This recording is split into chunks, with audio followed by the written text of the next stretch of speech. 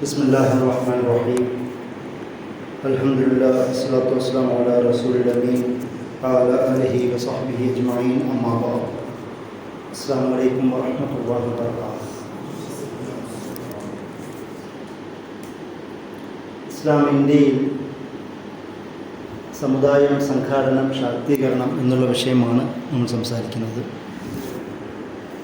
ഈ വിഷയത്തിൽ 3 ഘടകങ്ങൾ നമ്മൾ പേര് പരാമർശിച്ചതുപോലെ, ഒരു സമുദായം എന്ന നിലയിലുള്ള മുസ്ലിങ്ങളുടെ ഒരു വളർച്ച, രൂപീകരണവും അതിൻ്റെ വളർച്ചയും, അതിനോടനുബന്ധിച്ച് മുസ്ലിങ്ങളുടെ ഒരു സംഘാടനത്തിൻ്റെ ഒരു ചരിത്രവും, ആ സംഘാടനത്തിലൂടെ മുസ്ലിങ്ങൾക്ക് ഇന്ത്യൻ സബ് കോണ്ടിനെൻറ്റിലും പിന്നീട് ഇന്ത്യയിലും ഉണ്ടായ ശാക്തീകരണവുമായി ബന്ധപ്പെട്ട വിഷയമാണ് നമ്മൾ സംസാരിക്കുന്നത്.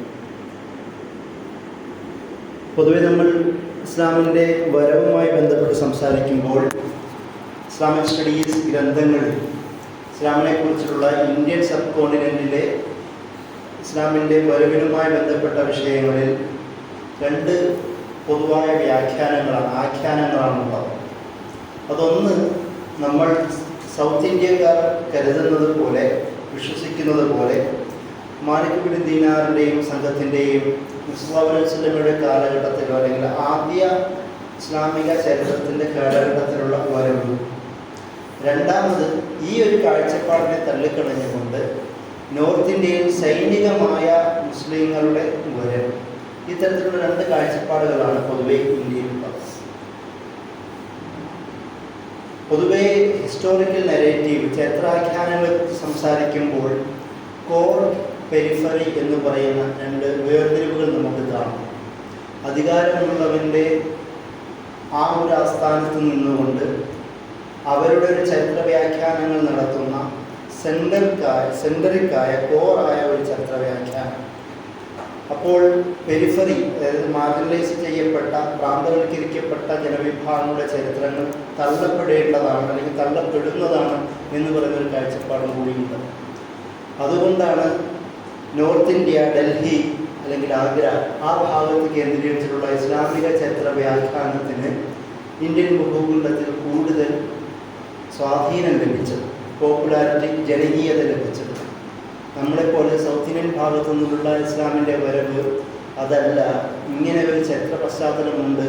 അത് സുല്ലാഹുലിസ്ലമിൻ്റെ കാലത്തോ അല്ലെങ്കിൽ പിന്നീടോ വന്ന ഒരു ദഅവത്തി, പ്രബോധനപരമായ ഒരു വരവാണ് ഇസ്ലാമിൻ്റെ ഇന്ത്യൻ സബ് കോണ്ടിനെൻറ്റിലെ രൂപീകരണത്തിന് കാരണമാകുന്ന വ്യാഖ്യാനത്തെ അവർ തള്ളിക്കളയുന്നത് കാണാം. അതിന് മെയിൻ വിഷയം അധികാരം എവിടെ നിൽക്കുന്നു അതിനനുസരിച്ചുള്ള ചരിത്ര വ്യാഖ്യാനങ്ങൾ രൂപപ്പെട്ടതുകൊണ്ടാണ്.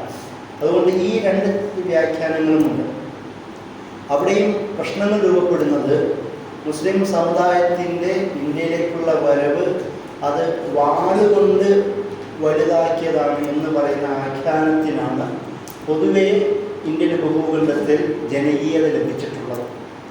അതുകൊണ്ട് തന്നെ നിങ്ങൾ പുറത്തെവിടെയും പഠിക്കാൻ പോകുമ്പോൾ, നോർത്ത് ഇന്ത്യയിലും ഭാഗം പഠിക്കാൻ പോകുമ്പോൾ, മാലിക് ദീനാറിൻ്റെയും കൂട്ടരുടെയും വരവിനെയും അത് സമാധാനപൂർവമായ ദഅവത്തിൻ്റെ രീതികളെ തള്ളിക്കളയുന്നത് കാണാം.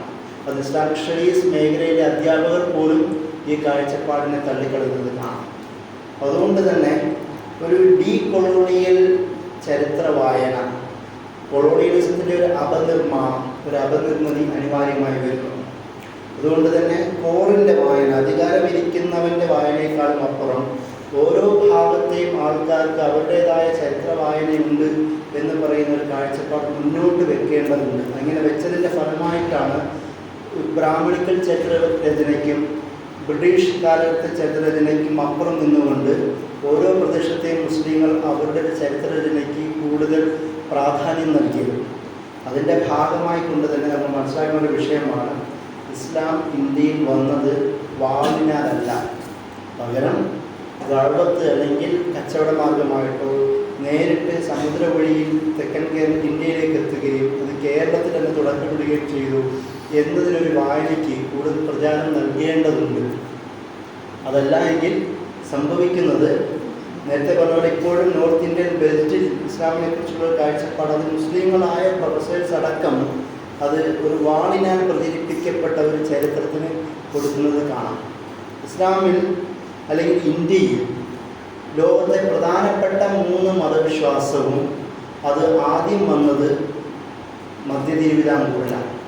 യഹൂദന്മാർ ആദ്യം എത്തുന്നു. അതിനുശേഷം പിന്നീട് സെൻറ്റ് തോമസിൻ്റെയൊക്കെ വരവോടുകൂടി ക്രിസ്ത്യൻ സമൂഹവും കോട്ടയം തൃശ്ശൂർ ഭാഗത്ത് വ്യാപിക്കുന്നു. അതേ ഭാഗത്ത് തന്നെ മാലിദ്ദീനാരുടെയും കൂട്ടരുടെയും വരവുണ്ടാവും.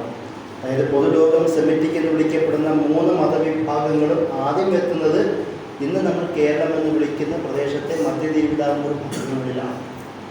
അത് ചരിത്രപരമായി സ്ഥാപിക്കപ്പെട്ടതുമാണ്. അതിൽ കൂടുതൽ വസ്തുതകളും കൂടുതൽ ഫാക്റ്റുകളും ഉറപ്പിച്ച് പറയേണ്ട ഒരു ആവശ്യം കൂടിയുണ്ട്. അപ്പോൾ ഞാനിത് പറയാൻ കാരണം, നമ്മൾ എങ്ങനെയാണ് ഒരു സമുദായം എന്ന നിലയിൽ രൂപപ്പെടുന്നത്? ആ രൂപപ്പെടുന്നതിന് ഒരു ഈ ഫോഴ്സിൻ്റെ, ശക്തിയുടെ ഒരു ബാക്കപ്പ് ഉണ്ടായിരുന്നു. ഇസ്ലാമിൻ്റെ തെക്കൻ കേരളത്തിലെ സൗത്ത് ഇന്ത്യയിലെ ചരിത്രത്തെക്കുറിച്ച് നമ്മൾ പറയുമ്പോൾ നോർത്ത് ഇന്ത്യയിലെയും വിവിധ ഭാഗങ്ങളിലും നടന്ന പോലെ ശക്തിയുടെ പിൻബലത്തിലല്ല, പകരം ദഅവത്തിൻ്റെ തന്നെ പിൻബലത്തിലൂടെയാണ് ഇന്ത്യയിൽ ആദ്യത്തെ മുസ്ലിം ജനവിഭാഗം രൂപപ്പെട്ടതെന്ന് നമ്മൾ പ്രത്യേകം ചരിത്രം പഠിക്കുമ്പോൾ മനസ്സിലാക്കുന്ന ഒരു വസ്തുതയാണ്. കാരണം അതൊരു കൊളോണിയൽ ചരിത്രരചനയ്ക്കെതിരെയുള്ള വായനയും കൂടിയാണ്. അതൊരു ബ്രാഹ്മണിക്കൽ ചരിത്രരചനയ്ക്കെതിരെയുള്ള വായനയും കൂടിയാണ്. അതുകൊണ്ട് ഈ ഒരു കാഴ്ചപ്പാട് നമ്മൾ ചരിത്രത്തെക്കുറിച്ച് പഠിക്കുമ്പോൾ, അല്ലെങ്കിൽ ഒരു മുസ്ലിം സമുദായത്തിൻ്റെ രൂപീകരണത്തെക്കുറിച്ച് പഠിക്കുമ്പോൾ നമുക്ക് ആദ്യമായി ഉണ്ടാകേണ്ടതാണ്. നമ്മൾ മനസ്സിലാക്കേണ്ട മറ്റൊരു പ്രധാനപ്പെട്ട വിഷയം, നമ്മൾ വിശ്വസിക്കുന്നത് പോലെ കരുതുന്നത് പോലെ മാലിക്കുദ്ദീനാറും കൂട്ടരും ആ ഒരു ഘട്ടത്തിൽ 640 ഉള്ളിൽ വന്നു എന്നാണ് നമ്മൾ മനസ്സിലാക്കുന്നത്. ആ ഒരു ഘട്ടത്തിൽ കേരളത്തിൽ അങ്ങോളം ഇങ്ങോളം 10ഓളം പള്ളികൾ നിർമ്മിക്കുന്നുണ്ട്. പള്ളികളുടെ നിർമ്മാണം ഒരു സമുദായത്തിൻ്റെ നിർമ്മാണത്തിൻ്റെ പ്രധാന ഘടകമാണ്. നമുക്കറിയാം, മഹല്ല് സംവിധാനം മുസ്ലിങ്ങൾക്ക് അനിവാര്യമാണ്. അവിടെ പ്രധാനമായൊരു സംഘാടനം ഉണ്ടാകുന്നു. അതിൻ്റെ കൂടെ ആ സംഘാടനത്തിന് ഒരു സെൻ്ററായി പ്രധാനപ്പെട്ട ഒരു പള്ളിയും ഉണ്ടാകും എന്നതുകൊണ്ട് തന്നെ, അല്ലെങ്കിൽ അതുപോലെ തന്നെ മാലിക്കുദ്ദീനാർ കൂട്ടരും ഇവിടെ ആദ്യം വരുമ്പോൾ 10ഓളം പള്ളികളാണ് പണിയുന്നത്. നമ്മൾ മനസ്സിലാക്കേണ്ടത്, പള്ളി പണിഞ്ഞു എന്നതുകൊണ്ട് എങ്ങനെയാണ് ഇസ്ലാം വ്യാപനം ഉണ്ടാകുന്നത്? നിങ്ങൾ ശ്രദ്ധിക്കേണ്ടത് 10 പള്ളികളും കേരളത്തിൻ്റെ അങ്ങോളം ഇങ്ങോളം പണിഞ്ഞു എന്നുള്ളതാണ്. അത് കൊല്ലത്തൊരു പള്ളി, ജോനകപ്പുറം പള്ളി എന്നാണ് അതിന്ന് അറിയപ്പെടുന്നത്. തിരുവിതാംകൂറിലെ തൃശ്ശൂരിൽ ആ പള്ളി മാലിക്കുദ്ദീനാറിൻ്റെ ചേരമാൻ പെരുമാൾ എന്ന് പറയുന്ന ആ പള്ളി ആ കാലത്ത് ചേർത്തിരിക്കുന്നു. കാസർഗോഡും അതുപോലെ പള്ളിയുണ്ട്. അങ്ങനെ പല ഭാഗങ്ങളിലായും മാടയടക്കമുള്ള വിവിധ ഭാഗങ്ങളിൽ പള്ളി പണിഞ്ഞതായി ചരിത്രത്തിൽ രേഖപ്പെടുത്തപ്പെടുന്നുണ്ട്. ഈ പള്ളി പണിയുമ്പോൾ മാലിക്കുദ്ദീനാറിനും കൂട്ടർക്കും ആരെയൊക്കെ ബന്ധപ്പെടേണ്ടി വരുന്നു? വസ്തു വാങ്ങാൻ അവിടുത്തെ ഭരണകർത്താവിനോട് ബന്ധപ്പെടുന്നു. അതുപോലെ പള്ളി പണിയാനുള്ള ആവശ്യങ്ങൾക്ക് ആശാരി മേശരികളുമായി ബന്ധപ്പെടേണ്ടി വരുന്നു, തടിക്കച്ചവടക്കാരുമായി ബന്ധപ്പെടേണ്ടി വരുന്നു, തൊഴിലാളികളുമായി ബന്ധപ്പെടേണ്ടി വരുന്നു. ഇങ്ങനെ ഒരു സമൂഹത്തിലെ താഴെ മേൽത്തട്ടിലുള്ള വിവിധ വിഭാഗങ്ങളെ ഒരുപോലെ ബന്ധപ്പെടുകയും അവരിൽ സ്വാധീനം ചെലുത്താൻ കഴിഞ്ഞതിൻ്റെ ഫലമായിട്ടാണ് ഈ പള്ളികൾ പോലും ഉണ്ടാകുന്നത്. പള്ളികൾ മുസ്ലിങ്ങളുടെ കേന്ദ്രമാണ്. ആരാണ് ആ പള്ളി നിസ്കരിക്കാനുള്ളത്? അതിന് മുമ്പ് ആൾക്കാരുണ്ടായിരുന്നു. ആ പള്ളികൾ അവിടെ ഇസ്ലാം സ്വീകരിച്ച ആൾക്കാർക്ക് സെൻ്ററായി മാറുവാനാണല്ലോ പള്ളി നിർമ്മിച്ചത്. അതായത് അവരുടെ ദഅവത്തിൻ്റെ ഫലമായി ഇസ്ലാമിലേക്ക് ആൾ വരികയും അവർക്കൊരു സെൻ്റർ എന്ന നിലയിൽ കേരളത്തിൽ അങ്ങോളം നിങ്ങൾ പള്ളികൾ നിർമ്മിക്കുകയും ചെയ്തു എന്നല്ലേ അതിൻ്റെ ചരിത്രത്തിൻ്റെ അർത്ഥം. അപ്പോൾ അവരുടെ വരവിൽ തന്നെയും ഒരു ഇമേജ് എന്ന നിലയിൽ മുസ്ലിമിൻ്റെ ഒരു ഇമേജ് അവർക്ക് കാണിക്കാൻ കഴിഞ്ഞു. സമൂഹത്തിൻ്റെ അധികാരം മുതൽ താഴെത്തട്ട് വരെയുള്ള വിവിധ ജനവിഭാഗങ്ങളുമായി അവർക്ക് ബന്ധപ്പെടാൻ കഴിഞ്ഞു. അവരെ വളരെ സൗഹൃദപരമായ രീതിയിൽ ഇസ്ലാമിനെ കൂടുതൽ എത്തിക്കാൻ അവർക്ക് കഴിഞ്ഞു. നിങ്ങൾ നോക്കണം, ഏകദേശം 7-9 നൂറ്റാണ്ടുകളിലെ രാജകീയ ഉത്തരവുകളെക്കുറിച്ച് പഠനങ്ങളുണ്ടായിട്ടുണ്ട്. ഈ പഠനങ്ങളെല്ലാം ചില സാമൂതിരിമാരൊക്കെയും കുടുംബത്തിലെ ഒരാളെങ്കിലും ഇസ്ലാം സ്വീകരിക്കണമെന്ന് കൽപ്പനകൾ പുറപ്പെടുവിച്ചതായി കാണാം. എന്തുകൊണ്ടാണ് ഭരണകർത്താക്കൾ പോലും ഹിന്ദു കുടുംബത്തിലെ സ്വാഭാവികമായും അവർ ഒരാളെങ്കിലും ഇസ്ലാം സ്വീകരിക്കണമെന്ന് കൽപ്പന പുറപ്പെടുവിക്കാൻ കാരണം? അത്രത്തോളം മുസ്ലിങ്ങൾക്ക് ജനസമൂഹത്തിനിടയിൽ ഒരു ഇമേജ് സൃഷ്ടിക്കാൻ കഴിഞ്ഞു എന്നതുകൊണ്ടാണല്ലോ. ഭരണകർത്താക്കൾക്ക് പോലും തള്ളിക്കളയാൻ പറ്റാത്ത, ജനതയ്ക്ക് മുഴുവൻ ആകൃഷ്ടമാകുന്ന ഒരു ജനവിഭാഗത്തെ ആദ്യം മുസ്ലിങ്ങൾ ഒരു സമുദായം എന്ന നിലയിൽ വാർത്തെടുക്കാൻ കഴിഞ്ഞു എന്നതാണ് എൻ്റെ അർത്ഥം. അത് നമ്മൾ പഠിപ്പിക്കുന്ന ഒരു പാഠമുണ്ട്. എങ്ങനെ ദഅവത്ത് നിർവഹിക്കണമെന്നോ അല്ലെങ്കിൽ എങ്ങനെ പൊതുജനവിഭാഗങ്ങളുമായിട്ടുള്ള ഇടപെടലുകൾ എങ്ങനെ ആവണമെന്നുള്ള പാഠം ഇസ്ലാമിൻ്റെ അല്ലെങ്കിൽ ഇന്ത്യൻ സമുദായത്തിലെ ആദ്യത്തെ മുസ്ലിം സമുദായത്തിൻ്റെ രൂപീകരണവുമായി തന്നെ ബന്ധപ്പെട്ട് പഠിച്ചാൽ നമുക്ക് മനസ്സിലാക്കാൻ കഴിയുന്ന കാര്യമാണ്. അവിടെ നിന്നാണ് ഒരു സമുദായം എന്ന് പറയുന്ന രൂപം ഉണ്ടാക്കുന്നത്. അത് ഏതെങ്കിലും ഒരു ഭാഗത്തല്ല മുസ്ലിങ്ങൾ കേന്ദ്രീകരിച്ചത്. നമ്മൾ കേരളത്തിൻ്റെ തന്നെ ഭൂപ്രകൃതി എടുത്ത് നോക്കുക. കേരളം നീണ്ടു നിവർന്ന് കിടക്കുന്ന പ്രദേശമാണ്. ഈ പള്ളികൾ നിർമ്മിച്ച പലതൊക്കെയും സെൻട്രൽ ഭാഗങ്ങളിലാണ്. അത് മാത്രമല്ല സീഷോർ കടൽ തീര ഭാഗങ്ങളിലാണ്. ഇവർക്ക് വളരെ പെട്ടെന്ന് യാത്ര തിരിക്കാൻ പറ്റുന്ന, എല്ലാവർക്കും ഒരുപോലെ ആക്സസിബിളായ സ്ഥലങ്ങളിലാണ് പള്ളികളും ഇവർ പണിഞ്ഞിട്ടുള്ളത്. അത്രയും തന്ത്രവും വളരെ സ്ട്രാറ്റജി തന്നെ രൂപീകരിച്ചിട്ടുള്ള പള്ളി നിർമ്മാണം. ആ പള്ളി നിർമ്മാണത്തിൻ്റെ ഫലമായി അവിടെ ഇസ്ലാമിൻ്റെ വ്യാപനവും സംഭവിക്കുന്നു. ഞാൻ പറഞ്ഞ പള്ളി നിർമ്മാണം അല്ലെങ്കിൽ മാലിക്യത്തിനാഥ് കൂട്ടിൽ വന്ന് പള്ളി പണിഞ്ഞു എന്നതുകൊണ്ട് ചരിത്രം നിർത്തേണ്ടതല്ല. ചരിത്രം അവിടെ നിന്ന് വായന തുടങ്ങേണ്ടതാണ്. ആ ഒരു രൂപീകരണത്തോടു കൂടിയിട്ടാണ് നമ്മൾ മുസ്ലിം സമുദായം എന്ന് പറയുന്ന സംവിധാനം തന്നെ ഉണ്ടാകുന്നത്. നിങ്ങൾക്കറിയാമോ, 10-ാം നൂറ്റാണ്ടിലൊക്കെയും കേരള മുസ്ലിങ്ങളുടെ ചരിത്രം എന്ന പേരിൽ PS സയ്യിദ് മുഹമ്മദ് അദ്ദേഹത്തിൻ്റെ രചനയിൽ ചില പരാമർശങ്ങൾ നടത്തുന്നുണ്ട്. കൊടുങ്ങല്ലൂരിൽ യുദ്ധം നടന്നതുപോലെ കൊല്ലത്തും യഹൂദരും മുസ്ലിങ്ങളും തമ്മിൽ യുദ്ധമുണ്ടായി എന്ന് പറയുന്ന ഒരു പരാമർശമുണ്ട്. 10-ാം നൂറ്റാണ്ട് മുമ്പത്തെ കഥയാണ്. അതായത് കൊടുങ്ങല്ലൂരിൽ പരസ്പരം സംഘർഷമുണ്ടായതുപോലെ കൊല്ലത്തും മുസ്ലിങ്ങൾ തമ്മിൽ യഹൂദരും തമ്മിൽ സംഘർഷമുണ്ടായി. അപ്പോൾ അറബികൾ മുസ്ലിങ്ങളെ സഹായിച്ചുകൊണ്ട് യഹൂദരെ പരാജയപ്പെടുത്തുകയായിരുന്നു ചെയ്തതെന്ന് പറയുന്നു. അതിന് മെയിൻ കാരണമായി പറയുന്നത് ഈ മുസ്ലിങ്ങളുടെ കച്ചവട വ്യാവസായിക മേഖലകളെ കത്തിച്ച് നശിപ്പിക്കുവാൻ യഹൂദർ തുനിഞ്ഞു എന്നതുകൊണ്ടാണ് എന്ന് അദ്ദേഹം ചേർത്ത് പറയുന്നുണ്ട്. അതായത് അന്നും ഇന്നും ഒരു മുസ്ലിം യഹൂദ സംഘർഷത്തിലെ ചില ചരിത്രങ്ങൾ കേരളത്തിൽ തന്നെ നമുക്ക് കാണാം എന്നാണ് ആ ചരിത്രപരമെന്ന് മനസ്സിലാക്കാൻ കഴിയുന്നത്. അങ്ങനെ ആവണമെങ്കിൽ സംഘടിതമായ രൂപം അവർക്ക് ഉണ്ടാവണമെന്ന് പറയുന്നത്. രഹില, ഇബ്നു ബത്തൂത്തയുടെ രഹില, അദ്ദേഹം ഇതുപോലെ തന്നെ കൊയിലാണ്ടി ഭാഗത്തും കൊല്ലം 2 ഭാഗങ്ങളിലും മുസ്ലിങ്ങളുടെ കാദിമാരെ കുറിച്ച് പരാമർശിക്കുന്നത് കാണാം. ഒരു കാദി ഒരു ഭാഗത്തുണ്ടാവണമെങ്കിൽ അവിടെ മഹല്ല് സംവിധാനം ഉണ്ടാകണം, പള്ളി ഉണ്ടാവണം, പള്ളിയുമായി ചേർന്ന് പ്രവർത്തിക്കുന്ന ഒരു മുസ്ലിം ജനവിഭാഗം ഉണ്ടാവണം, അതിന് നേതൃത്വം കൊടുക്കാൻ പറ്റുന്ന കാദിമാരുണ്ടാവണം. ഇബ്നു ബത്തൂത്ത പല ഭാഗങ്ങളിലും കാദിമാരുടെ സാന്നിധ്യത്തെ എടുത്ത് പറയുന്നത് കാണാം. എന്ന് വെച്ചാൽ സമുദായം എന്ന നിലയിൽ അത് വളർന്നു വരികയും ഒരു സംഘാടന രൂപത്തിലേക്ക് മുസ്ലിങ്ങൾ 14-ാം നൂറ്റാണ്ടിൻ്റെ ഉള്ളിൽ തന്നെ വളർന്നു കഴിഞ്ഞു എന്നതാണ് അതിൻ്റെ അർത്ഥം. അതിനുശേഷം നമുക്ക് പിന്നീട് കാണാൻ കഴിയുന്നത് ഒരു സംഘാടനത്തിൻ്റെ ഏറ്റവും മൂർത്തമായ രൂപം നമുക്ക് കാണാൻ കഴിയുന്നത് പോർച്ചുഗീസുകാരുടെയും ഡച്ചുകാരുടെയും വരവിൻ്റെ പശ്ചാത്തലത്തിലാണ്. 1498 വാസ്കോ ഡി ഗാമ ഇന്ത്യയിലെത്തുന്നത്. ആ വാസ്കോ ഡി ഗാമ ഇന്ത്യയിൽ വരുന്നത് പോർച്ചുഗലിൽ നിന്നാണ്. ആ പോർച്ചുഗലിൽ നിന്ന് വരുന്ന ഒരു കാലഘട്ടത്തിലൊരു സവിശേഷതയുണ്ട്. 1492 സ്പെയിനിലെ മുസ്ലിം അധികാരം ഇല്ലാതാവുന്നത്. അതിനുശേഷം പോർച്ചുഗലും സ്പെയിനും ഒന്നിച്ച് ചേർന്ന് ധരിക്കുന്ന ഒരു കാലം, അതിനാണ് പഴയ സ്പെയിൻ എന്ന് വിളിച്ചിരുന്നത്. പോർച്ചുഗീസ്, പ്രത്യേകിച്ച് പോർച്ചുഗൽ, ഫ്രാൻസിൻ്റെ ചില ഭാഗങ്ങൾ സ്പെയിനും കൂടെ ചേർന്നുകൊണ്ടാണ് പഴയ സ്പാനിഷ് ഈ വേൾഡ് എന്ന് വിളിക്കപ്പെടുന്ന ആ സ്ഥലത്തിനാണ്. അവിടുന്നാണ് വാസ്കോ ഡി ഗാമ ഇന്ത്യയിൽ കേരളത്തിലെത്തുന്നത്. അതായത് ഇസ്ലാമോഫോബിക്കായ ഒരു സാഹചര്യത്തിൽ രൂപപ്പെട്ട് അല്ലെങ്കിൽ ഇറങ്ങി വരുന്ന വാസ്കോ ഡി ഗാമ കൊച്ചിയിലെത്തുകയും ആദ്യം ചെയ്യുന്ന പണി എന്താണ്?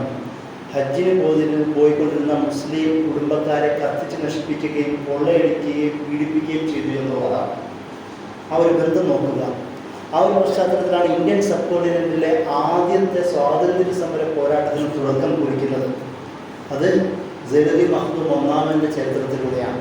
1520-കളിൽ നമുക്ക് ആ ചരിത്രം കാണാം. സയ്യിദ് മഖ്ദൂം ഒന്നാമൻ്റെ ആദ്യത്തെ അദ്ദേഹത്തിൻ്റെ ഫത്വ തഹ്രീർ അൽ-ഈമാൻ അലാ ജിഹാദി അബ്ദുൽ സുബ്ബാൻ, അതായത് കുരിശുദ്ധക്കാർക്കെതിരെ വിശ്വാസികളോടുള്ള ജിഹാദിനുള്ള പ്രേരണ എന്ന പേരിൽ അദ്ദേഹം കിതാബ് എഴുതുന്നു. ആ കിതാബിൽ അദ്ദേഹം കൊടുക്കുന്ന ഫത്വ ഹിന്ദു രാജാവിൻ്റെ കീഴിൽ അണിനിരുന്നുകൊണ്ട് പൊതുശത്രുവിനെതിരെ ജിഹാദ് ചെയ്യണമെന്നാണ്. ഇതേ ഫത്വ തന്നെ അദ്ദേഹത്തിൻ്റെ പേരക്കുട്ടി സയ്യിദ് മഖ്ദൂം രണ്ടാമൻ തുഹ്ഫത്തുൽ മുജാഹിദീൻ പരാമർശിക്കുന്നതായി നമുക്ക് ചരിത്രത്തിൽ കാണാം. ആദ്യത്തെ, അതായത് പിതാമഹൻ ചെയ്യുന്നത് പോർച്ചുഗീസുകാരോടാണെങ്കിൽ സയ്യിദ് മഖ്ദൂം രണ്ടാമൻ അതേ ഫത്വ കൊടുക്കുന്നത് ഡച്ചുകാർക്കെതിരെയുള്ള യുദ്ധത്തിനാണ്. അപ്പോൾ ആ യുദ്ധത്തിൻ്റെ അല്ലെങ്കിൽ ആ ഒരു ഫത്വയുടെ സന്ദേശം നിങ്ങൾ ശ്രദ്ധിക്കേണ്ടതുണ്ട്. അതിൽ പ്രധാനമായും നമുക്ക് മനസ്സിലാക്കാൻ കഴിയുന്നത് ഒരു പൊതു മുസ്ലിം സമൂഹത്തെ ഹിന്ദു ഭരണാധികാരിയുടെ കീഴിൽ അണിനിരത്തുക എന്നുള്ളതാണ്. നമ്മൾ സാധാരണ ജിഹാദിനെ കുറിച്ച് സംസാരിക്കുമ്പോൾ ആരാണ് ജിഹാദ് പ്രഖ്യാപിക്കേണ്ടത്? അത് വളരെ സ്ട്രക്ചേർഡായ ഒരു മുസ്ലിം ഭരണകർത്താവിൻ്റെ നേതൃത്വത്തിൽ അണിനിരന്നു കൊണ്ടിട്ടുള്ള ജിഹാദാണ് ജിഹാദായി വരേണ്ടതെന്ന് പ്രത്യേകം പറയുന്നു. ഷാഫി മദ്ഹബിൽ അത് ശക്തമായ നിയമങ്ങൾ തന്നെ എഴുതി ചേർക്കുന്നതാണ്. ഷാഫി മദ്ഹബിൻ്റെ തന്നെ പണ്ഡിതന്മാരായ 2 മഖ്ദൂമുമാരും പക്ഷേ നേതൃത്വം സാമൂതിരിയുടെ കീഴിൽ അണിനിരക്കണമെന്നാണ് ഫത്വ കൊടുത്തത്.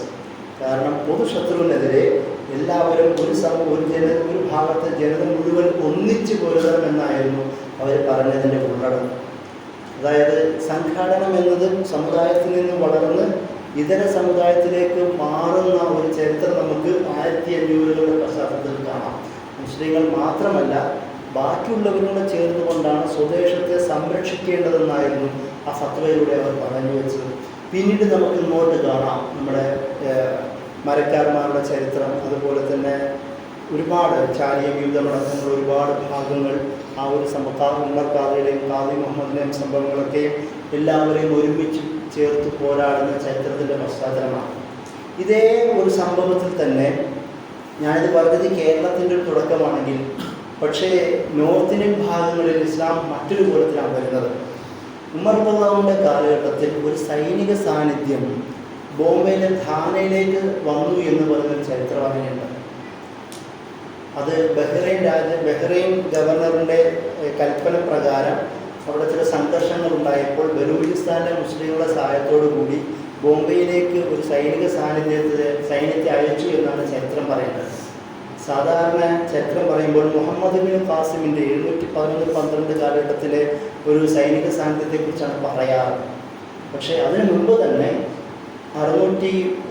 ഏകദേശം 40-60കളിൽ തന്നെ ഉമർ ഖത്താബിൻ്റെ കാലത്ത് തന്നെയും ഇവിടെ സൈനിക സാന്നിധ്യം ഉണ്ടായിരുന്നതായി ചരിത്രം കാണാം. രണ്ടാമത് വരുന്നത് അത് മുഹമ്മദ് ബിൻ ഖാസിമിൻ്റെ ചരിത്രമാണ്.